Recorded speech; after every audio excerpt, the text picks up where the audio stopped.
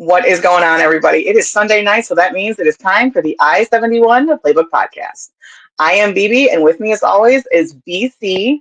Good evening, sir. Happy Sunday, BB. How are you? Yeah. I am glad to be home. I was traveling a little bit yesterday, had to get back to the homestead from the home state, so glad to be home. Well, Ohio got a little less interesting today. Or yesterday, I should say. That's all I'm going to say. Ohio's always a more fun place with BB there. So, yeah. I mean, I'm just saying. So what's up? What's going on in the world of sports, BB? Well, I mean, we are, as you mentioned, just before pod, we are 3 Thursdays away from the draft, and finally, all of these chaotic and confusing mock drafts will be finally over. But we're going to get into that in a little bit.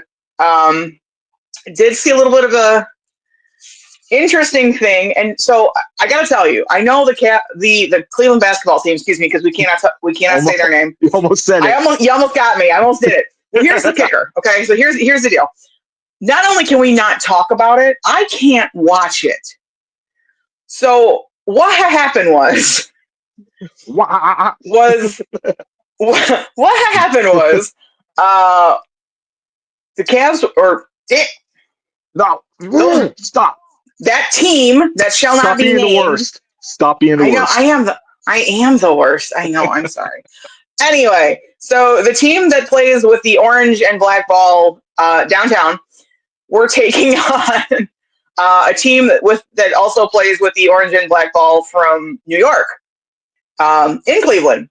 So since I was home, was going to do a little bit of a father-daughter bonding time and actually watch the game with my dad. Since I was in town, he was able to access it on YouTube TV, thanks to you telling me last week that he does get the CW, and he was very excited for that.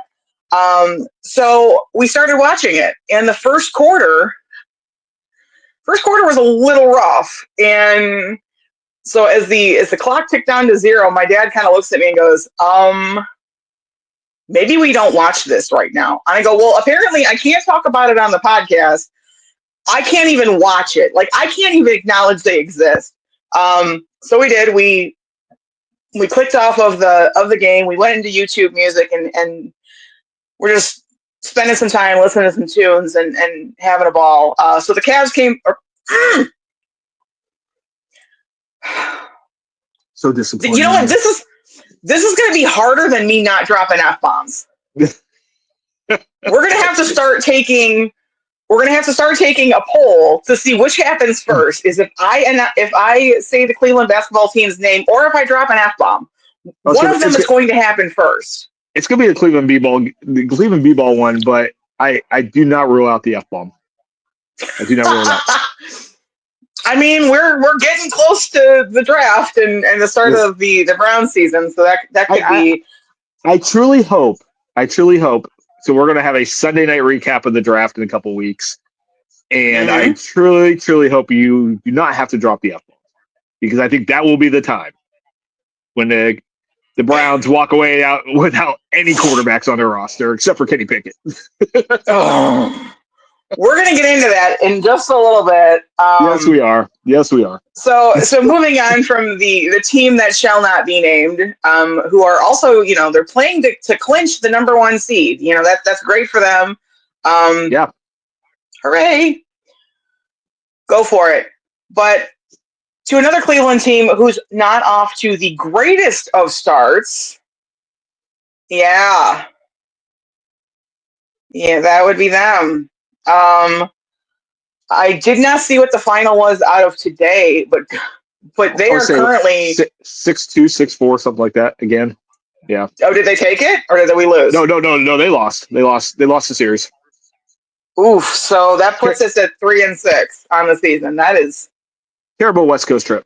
Terrible. That is no bueno. Let's get the hell off the West Coast, please. Let's get home. Oof. Get home. Yikes. Comfy confines of Progressive Field. Yes. But here's what blows my mind is the it's been a tough start kind of for the American League Central as a whole. I mean, right now you've got Detroit sitting at the top of the heap at 5-4. We're at 3-6, and then there was a log jam. So yesterday when I was doing my show prep and before today's game, it was us, Minnesota, and KC all had a 3-5 record, and then you've got Chicago who was sitting there at 2-6. Chicago's basically a minor league team this year. I mean, to be honest. Somebody always has to be in the basement, and for the last couple of years, it's been Chicago. Truthfully, I love that for them. I love all of that for them. And I love your blatant honesty, Bebe. Someone has to be. Someone has to take it. But I'm not panicked. I'm not panicked. That's a terrible way to start the year, and I get why they do it so they can get these games in early. But starting off on the road for the first 9 games, that's pretty cruddy. And then of course they run into San Diego. San Diego's not the best start in franchise history. And it's just like it was just a bad draw, but nothing to worry about right now. Don't worry till June. What I am a little nervous about, I'm not saying I'm panicking and I'm not saying I'm worried. What I am panicked about is our pitching. We actually watched a little bit of the game last night. It was the MLB TV, free game. We were actually able to catch it up in Michigan. So I got to watch the first couple innings. And when I went to bed, it was tied at 3. So I was like, okay. Santana did what Santana does, which is, knock him out. Bo Naylor got a squeaker across the fence. Decent start. Hold on, did you just call a home run a squeaker? Because it barely cleared the fence. If the outfielder was like 2 inches taller and could jump, where was it? So I did not see the highlight. So where was this squeaker at? Where in the park? Center field. I want to say it was like center field. Okay, so it's 400-foot squeaker.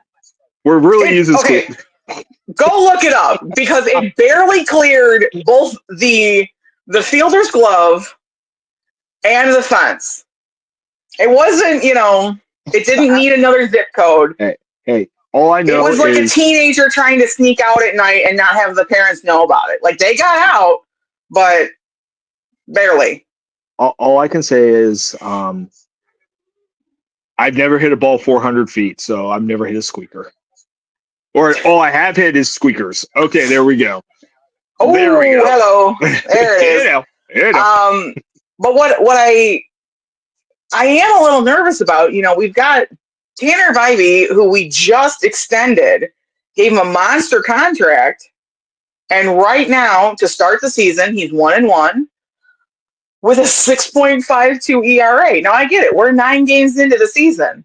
There are 152 games a year. There's time to bring it up. But at the same time, if you're extending and you're sending that much money to somebody, maybe we don't have a 6.52 ERA. Perhaps. Well, it goes back. Maybe. I don't know if you saw Rob Manfred's his comments this week. Good old Commish came out and said, "Oh, we definitely have a problem with free agency in Major League Baseball. We're looking into it." You think? I just thought about that because you said Tanner Bibee got a massive contract.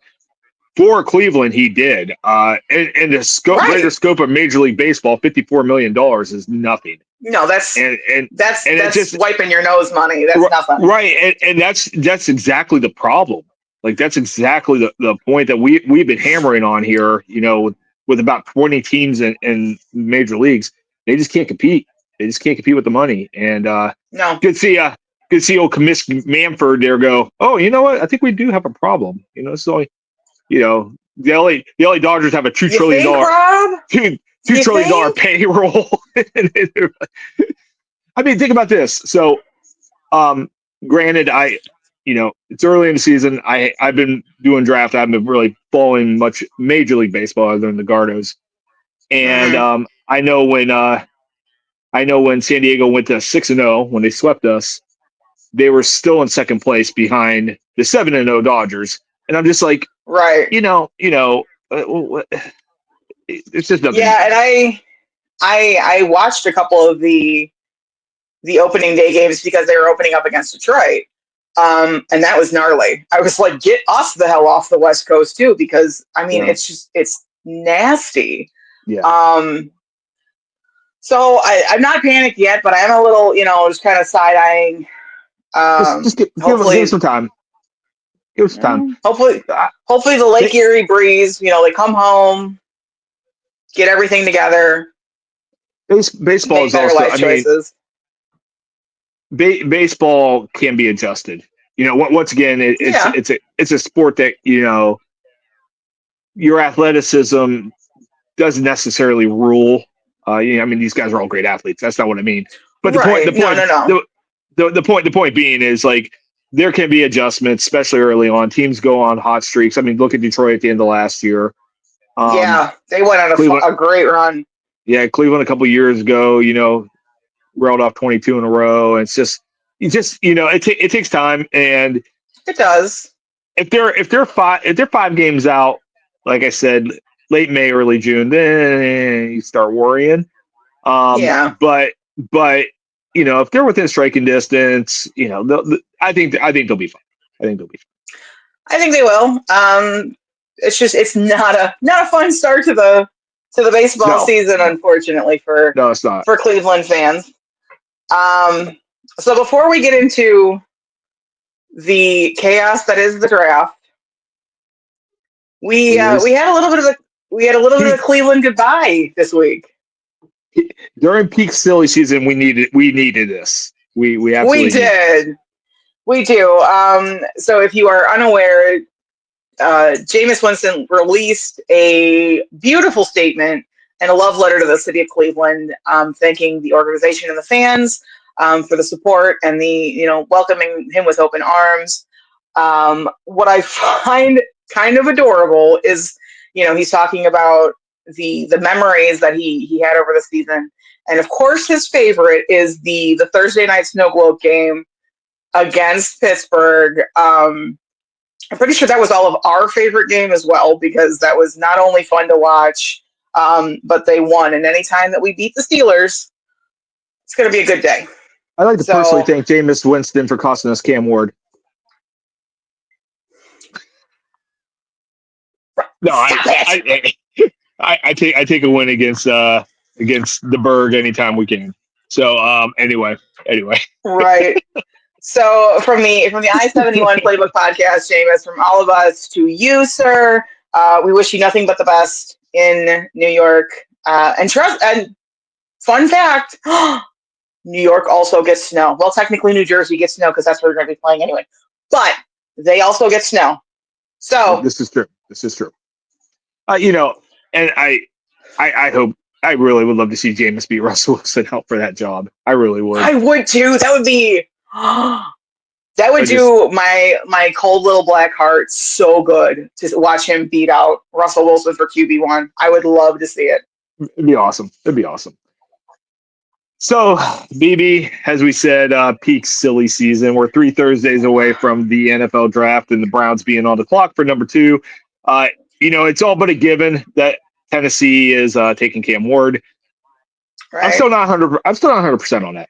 And I go back very early in this draft process where their new GM said, if there is a generational talent on the board, we're going to take them. And I don't, as much as I like Cam Ward. I mean, we know Cam Ward is one of the few draft crushes I have this year. Cam Ward, Tyler Warren, Cam Scattaboo, and Travis Hunter. Those are the guys. Those are the dudes for me. But we're going to assume Tennessee is going to take Cam Ward. Okay, we're going to make that assumption no matter what they said. That is a fair assumption. The one thing after the Did you watch Friday any of the Colorado showcase? Because it was on all the sports networks. Man, I does did Prime know how to not. market? Man, Prime knows how to market that Oh, of team. course he Oh, does. he's But I so did good at it. not. I did So, not. Was it the spectacle that everyone thought it was going to be? The Browns brought 14 people. 14. What The the Giants hell? brought 12. Yeah. I do. This is okay. So I have been steadfast saying that the Browns are going to take Shador Sanders with number 2. I'm not backing off. I don't care what all the noise. Once again, silly season. I am steadfast, still believing. Okay, I'm 99.7% sure Shador. Okay. But that other 0.3%, okay, is Travis Hunter.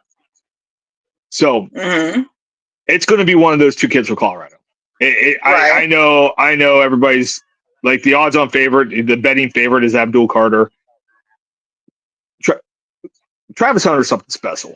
Like, we want a quarterback, but that kid is just special. He is. He wasn't planning on working out at the showcase. The showcase. He was not. No, seriously, he wasn't going to work out. And him and Shador went to dinner with the Browns Thursday night. Okay. And magically, he was out running routes with Shador. And from what I understand, I listened to a bunch of the people that were there from all the big letter networks. Travis Hunter put on a show. They just said, in person, this guy is Hall of Fame potential. Just smooth, grabs the ball out of the air, best ball skills they've ever seen. Like, just. I do have a question though. Regarding I wish he was a quarterback too. Like, I wish he could throw the ball. But go ahead. I mean, who knows? But I do have a very, very important question regarding the Colorado showcase of showmanship.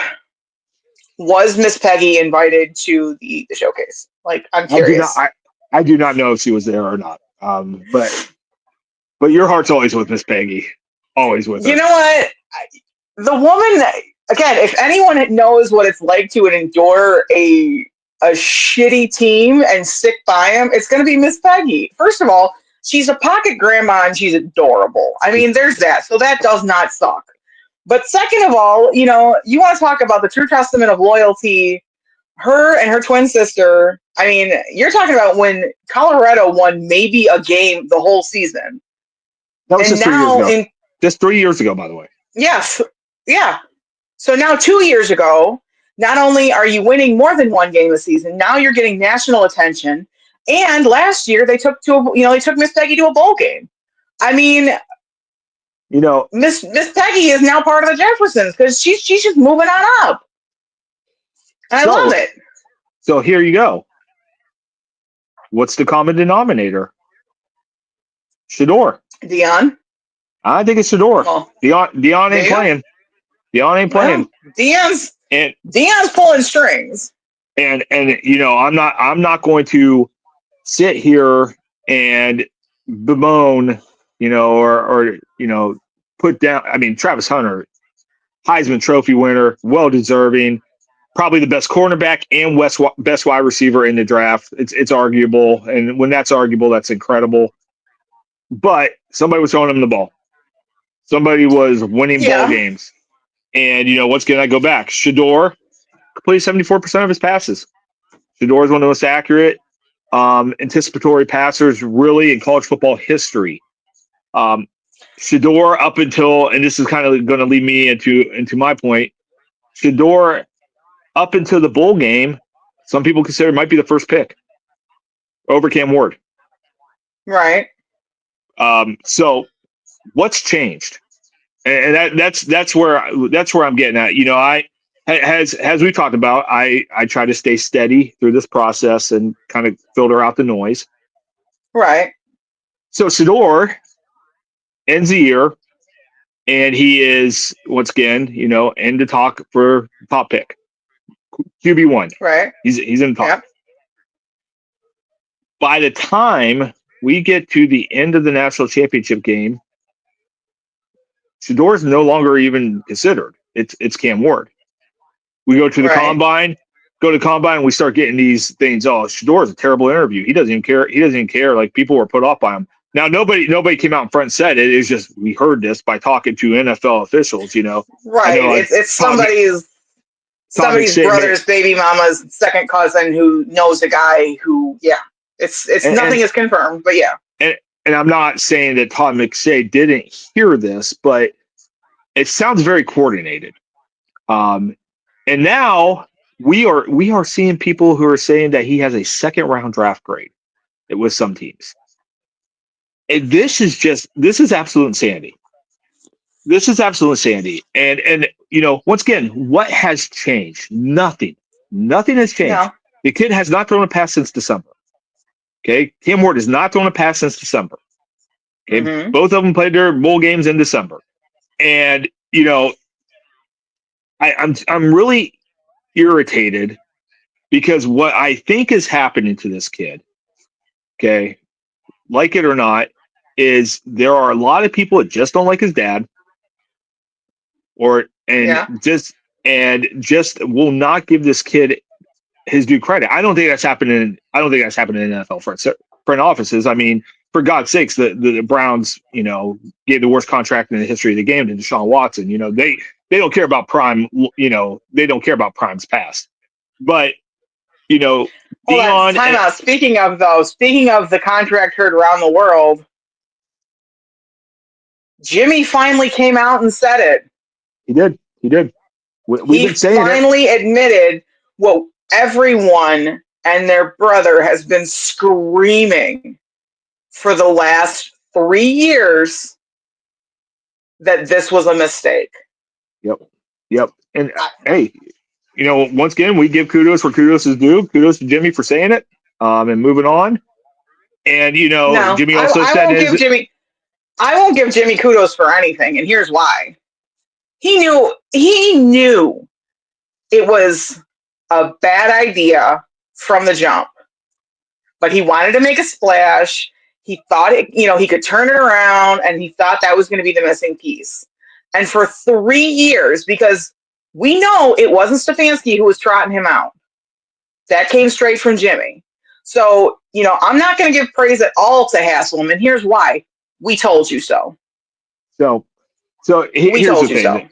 Here's the thing, though, and it's why I give praise. Not praise. Praise is wrong. I give kudos, because he did not have to come out and say, "Well, it's on me." Like, it was. I believe, organizationally, they did come together and say, "Okay, we're going to make this work." And Jimmy said, "Okay, write the check." But for him to say, "Hey, look, it's on," no, and hold on, for the betterment of the Browns. It was the right thing to do, because that takes a ton of pressure off of Andrew Berry and off of Kevin Stefanski. And you don't want, once again, everybody will tell you they're on the hot seat. And Jimmy came out and said, "No, they're not. They're not. This was on me. We know it's going to take a year or two to get back on track because of this contract." Okay, you know what? That's actually leadership. Like, that is actually leadership. Whether or not he truly believes or whatever, that's actually leadership. We're going to disagree on this one. And we know, and that's fine. We know I'm no fan of Jimmy Haslam's, but on this, I give credit where credit's due, and I'm if anything, I'm not going to be a hypocrite. So I'm gonna, not saying you are. That's not what I'm saying. Don't give me that look. That's not what I'm saying at all. Easy. No, I was happy to hear him say it. But getting back to Shador. And Jimmy raved about Dion and meeting Dion, and they had never met yet. Jimmy's a big wig in football. Like, whether it's the college circles, whether it's the NFL, and first time he had met Dion. But I want to kind of take the kids back here, watching here. Those kiddos that are under 40 years old. I can't begin to explain to you Deion Sanders on a football field. Deion didn't tackle. Deion didn't have to tackle. Nope. All Deion did was cover, and nobody could throw it. He just shut down half of the field. Like, you just did not throw it to him. Has a returner, one of the greatest returners of all time. he was just electric. And Right. he told you about it. Whether it was with Atlanta, whether it was with Dallas, he told you about it. He had no problem telling you, Nope. and he still Oh, does. he'll By be the the way, first one to tell you. yeah, and he still does. Like he was doing that in his interviews this week. Like, no, we're the best. My kid's the best quarterback. Travis the best player. Like he had no problem saying it. Mm-hmm. But back in the 90s, the early mid 90s, a lot of people did not like Dion for that. Right. And we always keep it 100 here. Okay, a lot of it had to do with it was a black man who was better than everybody, and a lot of white America did not like that. And that happened a Yeah, lot in the unfortunately. 90s. You know, that happened a lot in the 90s. And and all Dion did was go win. By the way, we have to remember he also, started for the Atlanta Braves. A lot of Yeah. people forget that he played Major League Baseball too. Yeah. So I think nothing has changed with Shador, but I think a lot of these narratives are coming from people's past perceptions of Dion. I think there's a lot of jealousy in the media with the attention that Shador has gotten his entire life because of Dion. And Right. I think that has totally shaded people to the quarterback this kid is. And one thing I agree with Shador, he said, pass on me at your own peril, because I truly think he's going to be a good quarterback. There's I nothing, do too. And there's nothing in his past that doesn't tell me he's not going to be great in the NFL. And you're right, because he sits there and he's like, I don't care. I'll take all the smoke, but I'll also back it up on the field, and that's fine. But it's kind of funny that you mention, the Browns now having an interest in Travis Hunter, because, in doing some show prep, I finally looked at the NFL.com's latest mock draft. And while I cannot say the words that were said in my living room on the pod, there were words that were said. Now, some of these picks make sense. The timing and the placement of some of them really don't. And the pick that they had coming out definitely gave me a little Whiskey Tango Foxtrot. That's what I'm going to say. So, yeah, I'm going to be creative. So have you seen this? The latest mock draft? After we discussed, yes, I have. I have seen this mock draft. Now, was this? I'm trying to think who did this. Was this Lance Zierlein who did this one for NFL.com? I'm not sure. Okay, I'm not sure. I just know. I saw it on the NFL.com website. So they've got the Browns taking Hunter at 2. So we're taking a cornerback / wide receiver at 2, whichever he chooses to play, or if he's going to try and play two-man football. At 33, they've got us taking an offensive tackle, Connerly Jr. Chad Reuter did this one. Okay. And then so at pick number 67, we're taking our QB, which could potentially be the future of the franchise. So at number 67, the Cleveland Browns in the 2025 draft select Tyler Schuff out of the University of Louisville. So here's what I'm gonna preface this by saying. By the way, opening day this year, he'll be 26 years old. He's a 7-year collegiate athlete. Right. And we're going to get into that in a second. So I'm actually going to preface this by saying that I actually have a lot of love in my heart for the University of Louisville. I lived in the state of Kentucky for 5.5 years. 3 of those were minutes away from the U of L campus. That's the birds for me in the state of Kentucky. So I'm going to say that now.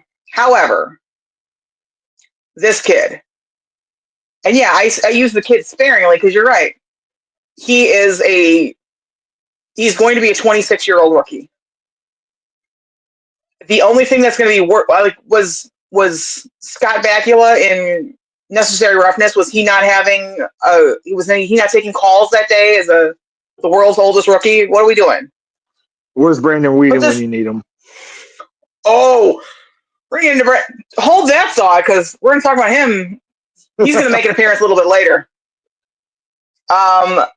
So Tyler he's 6'5", so at a quarterback, that doesn't suck. So for the combine, they gave him a prospect grade of 6.16. So how that breaks out to be,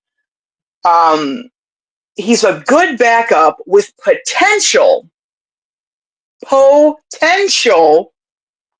to develop into a starter.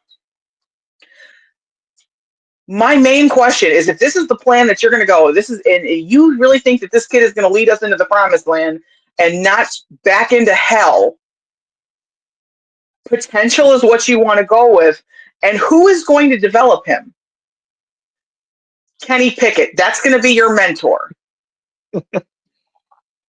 I'm not saying it's a bad choice. I'm saying it's a choice. But just for reference here, the other three quarterbacks, because he was ranked at the 4th among the draft QBs. So for reference, you have Cam Ward, your man crush, ranked at number 1 with a 6.39 rating. Number 2 is Shador with a 6.30 rating. And number 3 is Jackson Dart out of Ole Miss with 6.17. While I'm actually talking about the draft, or not the draft, but the combine and the pro day grades, do you know where Will Howard actually ranked? I have no clue. No clue. 10th. They ranked him 5.90 behind Quinn Ewers, who was ranked 5th with a 6.15, and Dylan Gabriel, who was ranked 8th with a 6.10, both of which he beat in the playoffs, and behind my least favorite former Ohio State Buckeye quarterback, Kyle Crybaby McCord, who was ranked 7th and got a 6.13. How in the hell this kid has he was the national championship quarterback. I don't get it. You want to talk about not understanding what's changed and where the hate is? I don't understand it for him. I really don't. So, and this is once again why, there's just so much, and I don't want to say misinformation because I don't think it's intentional. It's just so many people with opinions out there. Right. I mean, Will Howard goes out there and literally wins a national title. J.J. McCarthy goes out there and hands the ball off. J.J. McCarthy is an unquestioned first-round pick. Will Howard's a day 3 pick. I mean, Will Howard's bigger, more athletic, arms about the same, and more productive, and won a national title. J.J. McCarthy won a national title.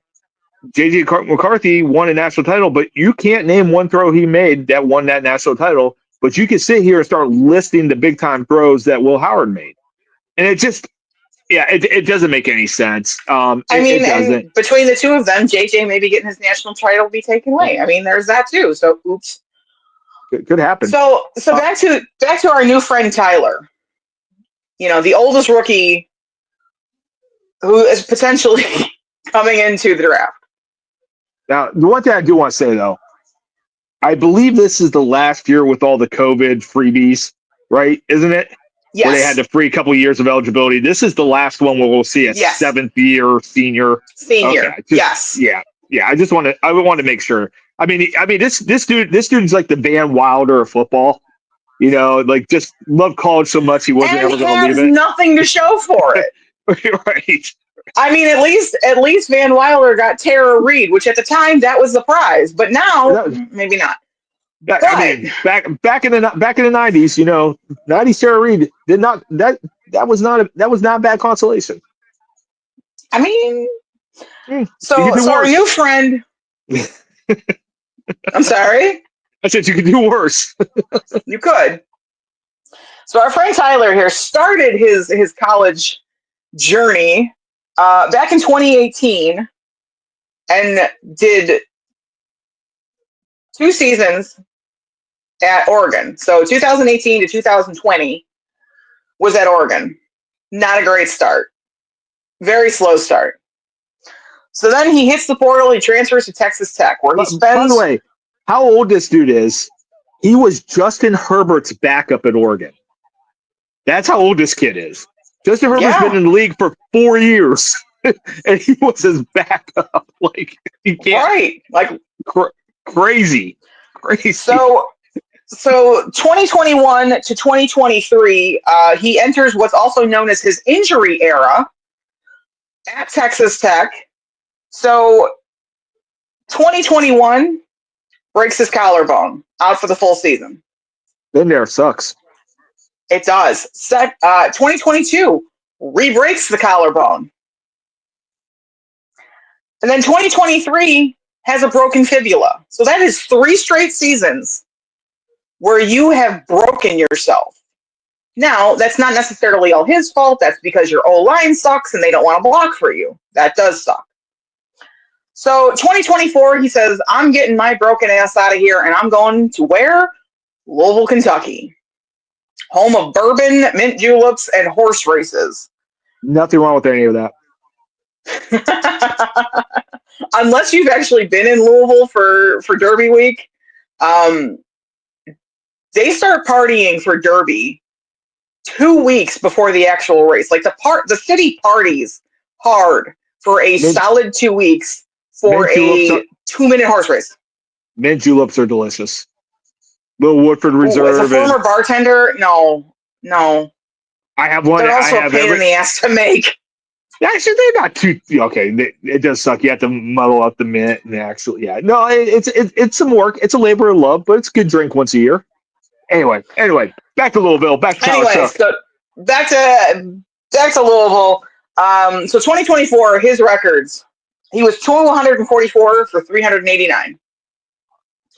That is a 62.7 completion rate. Not great. Not great. Threw for 3,195 yards. That's not bad. Not terrible. 23 touchdowns. Yeah. Threw for 6 interceptions, which is surprisingly low. I will say that is low. Good ratio, but yeah, I mean, you would like to see the more touchdowns there from a potential. Right. You want to see NFL absolutely. Yeah. Was also sacked 14 times. Yeah. So the Cardinals record last year was 8-4, and they were 5-3 in the ACC in their conference. He also opted out of their bowl game, and you know how I feel about that. I know you say it does not matter, but for me, you're quitting on your team. It is. I mean, let's just call it what it is. Bowls don't matter, but playoffs do. We'll agree to disagree. I mean, we can agree to disagree all we want. Okay, but to me, it's Bebe, you're quitting on your team. Bebe, you just went down a litany of list of bones this kid's broken. Right. So he's like, okay, I made it through the season. Peace, I'm out. Like, I don't got a problem with that. Let's not break another bone before the draft combine, Come on. I would say cut the kid, but cut the guy a break. So he finished 14th in the FBS for passing yardage and was tied for 22nd in the FBS for passing touchdown. 14 and 22nd. So this is the franchise. This is the future of the Cleveland Browns as a whole under the tutelage of Kenny Pickett. So, by the way, just for giggles and for reference, because we know I'm a stats nerd and we've got more receipts than a CVS. Shedeur went 353 for 474. That's 74 completion rate. 4,134 yards, 37 touchdowns, 10 interceptions, and was sacked, unfortunately, 42 times. The O-line had a little bit of struggle. Jackson Dart, who I know has also been linked in certain drafts to the Browns. Just again, this is for reference. For grins and giggles. No, I just like the Jackson Dart thing. Now people saying, "Oh, he's going to go be for Shador." Like, what are we doing? Like, seriously, if I mean, the kid had a great season last year, but I don't think he's going to take over. If he gets picked ahead of Shador Sanders, like that GM needs fired, like on the spot. Like, what are we doing here?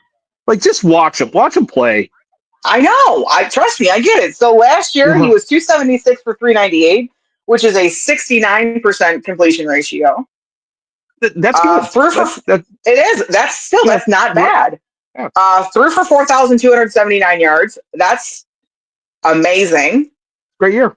29 touchdowns, 6 interceptions, and he was sacked 28 times. And then again, throwing the national championship quarterback in there, Will Howard, 309 for 423. That is a 73.1 completion ratio. Obviously threw for 4,010 yards, 35 touchdowns, 10 interceptions, and 14 sacks. That also does not count the times that the turf monster got up and bit him. So my question, though, is what are we doing? You know, would I be upset if we take Hunter at 2? No, because I really do think that he can, if they're going to have him play two-way football, which is going to be incredibly difficult. It could give them an advantage and definitely give a boost to either side of the ball for us. I truly think he's the best player in the draft. I have no problem with the Browns taking him number 2. You know, once again, I'm banging the table for quarterback, but if it's Travis Hunter, I get it. Like, I get it. Right. This kid's incredible. So, you know what? I got no problem with it. So this brings me to, I sent you a text message this morning with a rapid fire question. And to be fair, I asked my person the same thing. I said, don't overthink this. Don't use Google. Give me some names that you identify with like top tier marquee players. Just go. You said 5 top quarterbacks. 5 top quarterbacks, go. Yeah. So you guys had a couple of overlapping ones. Yeah. So I've got a little list here between yours and his. So arguably, you know, you love him, you hate him. Former rival, Tom Brady. Tom Brady was actually drafted in the 6th round with the 199th pick. Mm-hmm. Right behind the Browns, who took Spurgeon Wynn. Quarterback, Spurgeon Wynn, who had a losing record in college, got taken ahead of Tom Brady. Thank you, Chris Palmer. Yeah. Okay. Anyway. Part. So then, a couple of names from at least my childhood. Joe Montana. Drafted in the 3rd round with the 82nd pick. By the way, you know what Joe Montana, what they said about Joe Montana coming out from Notre Dame? He's too small. He's too small. He doesn't have a big arm. He doesn't have an NFL arm. The only thing he does is he's really accurate. Boy, it sounds so familiar. Yeah, he throws the ball really on time, but he doesn't have a big arm. He's not a good athlete, blah, blah, blah. How many Super Bowl rings? I think he has more rings than fingers at this point. Like, it's only 4? Yeah, he had 4. Yep, he had 4. Oh, Steve Young won another one. That is true. His backup, yep. So this is where the back half of this list now starts to water down my argument just a little bit. Dan Marino. So that's off your person's list, but he was number 6 on mine. Like, I went back and forth. Right. He was on mine. Yeah. So Dan, Mr. Isotoner himself, drafted in the 1st round, but the 27th pick Yep. overall. So then we've got into your list. We got a perennial Cleveland favorite, Mr. Otto Graham. Otto was drafted in the first round, the 4th pick overall. Clearly had a Hall of Fame career. Between the AAFC, which are now NFL records that just got added this week, the NFL owners voted that Otto Graham won eight championships. 8. Out of 11 years, he won 8 championships. Anyway, that doesn't suck. No, that doesn't suck at all. I mean, that's definitely better than a poke in the eye. Hey kids, during the 40s and 50s, the Cleveland Browns were the best team in the NFL. Just all the way up until they fired Jim Brown. I hate you, Art Modell. One of many reasons why we hate Art Modell. For so many reasons. Hopefully you're toasty in your little shack on the River Styx. And hopefully there's pineapples involved. But if you catch that reference, I love that for you. Anyway, so the last person on your list was former, University of Louisville Cardinal, Mr. Lamar Jackson. So Lamar was drafted in the first round. However, it was the 32nd pick. So you're probably going, Bebe, where are you taking me with this? I think we both said Patrick Mahomes too, right? You did both say Patrick Mahomes. Okay. But Patrick Mahomes was actually taken in the first round, and I want to say he was like the 10th. Yeah, it was high up there. Yep, he was 10th pick. Yep. The year we took Myles Garrett number 1. Right. Yep. So you're asking, Bebe, what does this all mean? I have always had a philosophy of it does not matter where you're drafted, truthfully, because it matters the team and the organization that you're coming into, the personnel that you have around you. It's all a very cumulative thing. Because for every Tom Brady, and personally, now even more recently, you have the very last pick, which has the unfortunate nickname that I absolutely hate, the Mr. Irrelevant. You got Brock Purdy. I'll get paid. I'll get paid. Right. Yeah, who is about to catch a check. He's going to be a $40 million plus year guy. Right. Yep. So he was drafted dead ass last. Okay, so clearly it does not matter, because being drafted in the first round, and quite specifically being drafted like first overall, doesn't matter. Let me explain. Because the Browns have had their share of number 1 overall picks or high first round picks, have we not? Fair. I mean, the QB jersey of Doom can also attest to that. Because for every late round pick that has been historically made, you've got a Tim Couch who was drafted where? Number 1 overall. By who? The Cleveland Browns. Bingo. Brady Quinn. Another blast from the past. Number 22. Pick number 22 after falling down the board for a reason. Nobody came to his birthday party, and everybody else panicked. It's got to be. We mentioned him earlier on the pod, and that's pretty much the most recognition he's gotten since Brandon Whedon, also at number 22. We had a number of years where the 22nd pick. There's another one.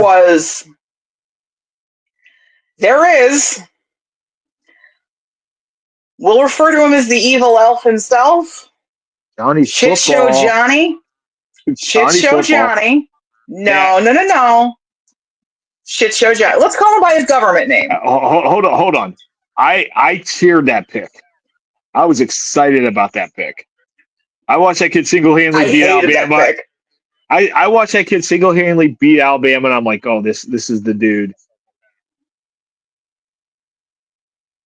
I was wrong. No, I've been wrong a few times. I was very wrong. Yep. Very, very. And but I did call that, by the way. John, I know you did. I called Johnny. The Browns taking Johnny. I said Jimmy will not be able to pass on that. Jimmy's too big of an SEC guy to let the Heisman Trophy winner not go to Cleveland. I called that one. You and I argued about that, and you were like, "It's happening," and I'm like, "No, don't do that to me." And then I'm pretty sure I texted you expletives as it happened. It's before the middle finger emoji, but I'm pretty sure that's what I would have gotten had that existed at that time. I'm pretty sure it was very descriptive, and there were no emojis used. I am, as they say, a wordsmith and can make my words sparkle. But let's also not, I would be remiss in talking about the notable first round draft busts and not mention the ultimate first round draft bust. He was not Cleveland's problem. I was going to say Courtney Brown, Gerard Warren. No. Oh, I'm sorry. No. Jeff Fain. No. Corey Coleman. Not Cleveland's problem. Surprisingly enough. How many bad picks did I just rattle off right there? Oh my God. Justin Gilbert. Are you talking about Kenny Pickett? No. Oh, okay. The most notable, again, this has nothing to do with the Browns. We thankfully stayed away from this shit show. Ryan Leaf, taken second overall behind Peyton Manning in 1998. I hear he is up for quarterback of the month in whatever state correctional facility he is currently residing in. Oh, lay off Ryan. He got himself straight. He got sober. He got himself straight. He had a rough life. He took the right steps. Like I've actually listened to Ryan Leaf a couple of times. Have you? His story's tragic. And once again, kudos to him. He got his life straightened around. He did. He served prison. Like he was in prison. He did. He was in prison. But he got, like I said, he got himself straightened around, and happy for him. Going back here. Hold on. Go ahead and finish your point about these first round quarterbacks. That was my point. Is the fact that I'm not totally upset if we take a quarterback in the second or the third round.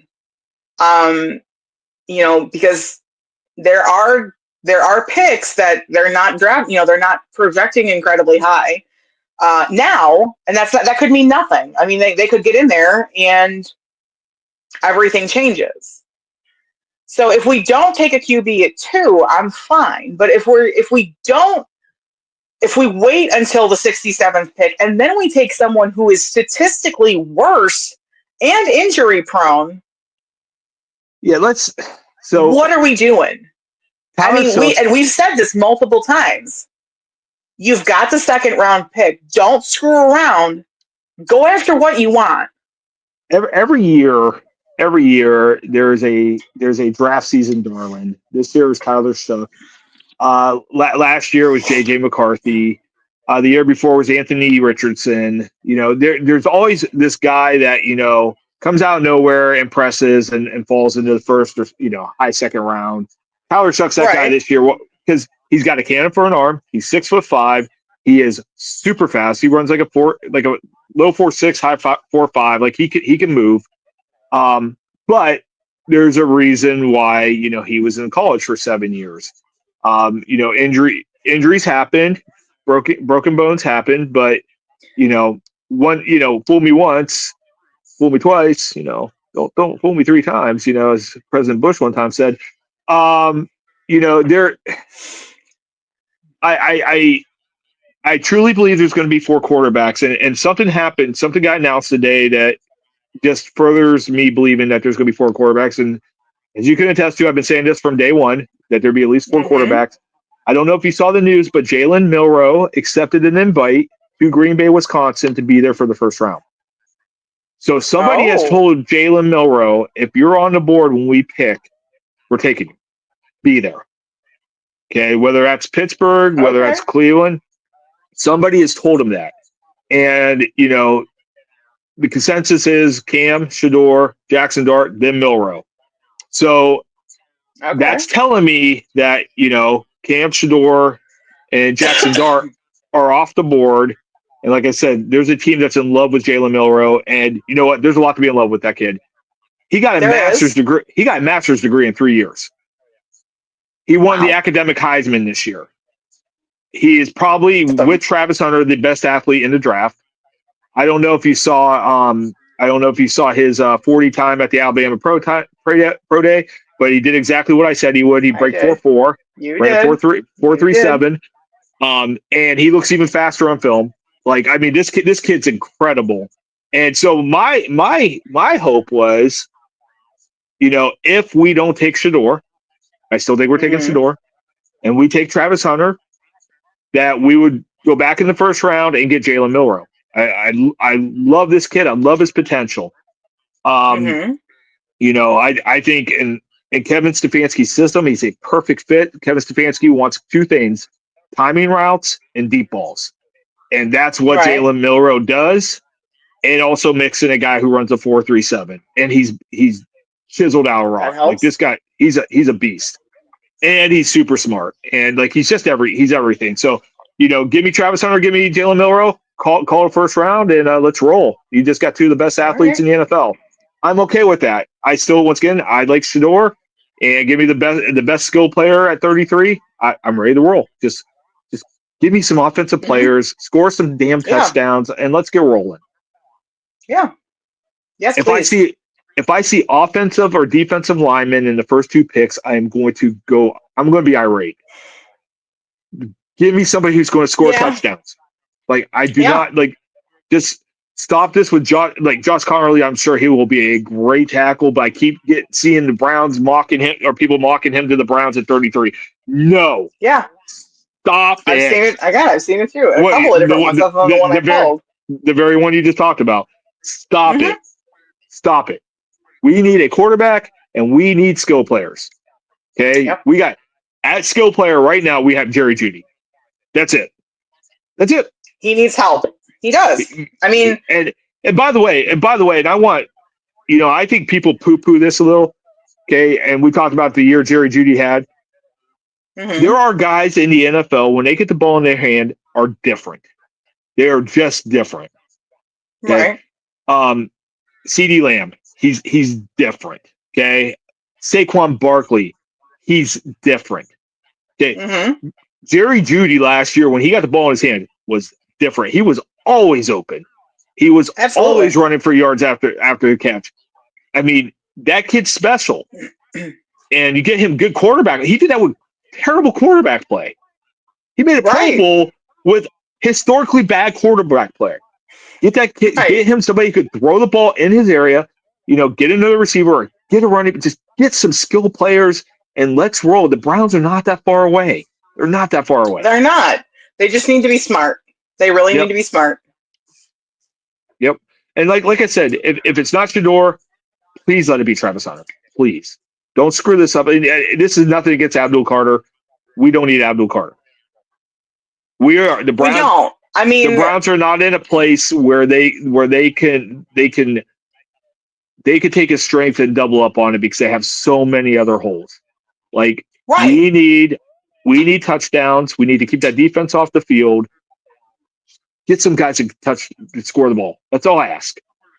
Absolutely. I mean, would him and Miles be an absolute menace and a problem for the league? Absolutely. But unfortunately, if we take that route, we're going to be running into what we had last year, which is our defense is going to fizzle out 3/4 of the way through the season, because they're getting hurt because they're on the field all the time. So no, this is nothing against the Abdul Carter. I believe he is going to have an amazing career in the league. I think he is going to be a problem and a menace for offensive schemes everywhere. And that is actually a compliment. But we have bigger needs. We do. Think about this. Okay, we're going to say they go Travis Hunter 1. Andrew Berry's made clear Andrew Berry said he's the best receiver in the draft. Okay, he's going to play receiver for the Browns if they draft him, and he's going to play some nickel corner, and that's fine. They'll put him in packages. They'll do some stuff with him in defense, but he's going to be wide receiver 1 for the Browns, or 1A, 1B Right. with Jerry Jeudy. Then Jalen Milroe, and then throw in, I don't know, Quinshon Judkins or Travion Henderson. I mean, look what just happened to the athletic prowess of that offense with those 3 guys. That's what they need to do. No matter how they do it, they have to get 3 impact offensive players and call it a weekend and go to camp, and let's put the fear of God into some defensive coordinators next year. Yeah. I'm here for it. Offensive coordinators are already up at night trying to scheme for miles. Let's do the same thing to the defensive coordinators. I like it. Yep. Heard it here first. Shador, 99.7%, I'm sure. Or I'm Shador. And in then 3 weeks, we find out. 0.3% Travis Hunter. One of those 2 kids. One of those 2. Gonna be one of them. Yep. And Dion actually even said, I think he has said that one of those 2 kids is one of them's going to Cleveland. I did hear that soundbite. So I mean, there's where there's smoke, there's fire. In 3 weeks, we're gonna find out. So the last thing here, the last bit here before we get off here. I saw a report today that the Giants are really, really enamored with Travis Hunter. And if that's the truth, if once again, if there's some truth there, that means that Shador's not there. The Giants are definitely taking Shador if he's there. And I think the Browns, I just, once again, NFL scouting departments have been, watching tape on these kids for years. Nothing has changed for them. The only things that have changed are media narratives. right. Shador coming in this year, Shador during the middle of the year, questionable number 1 pick. He did nothing to ever change that. He's not Carson Beck, who a lot of people are like, oh, Carson Beck's going to be a first round, and he's going back to school because he had such a bad year last year. Right. So, once again, he's there. Take him. Let's roll. Get some offensive players.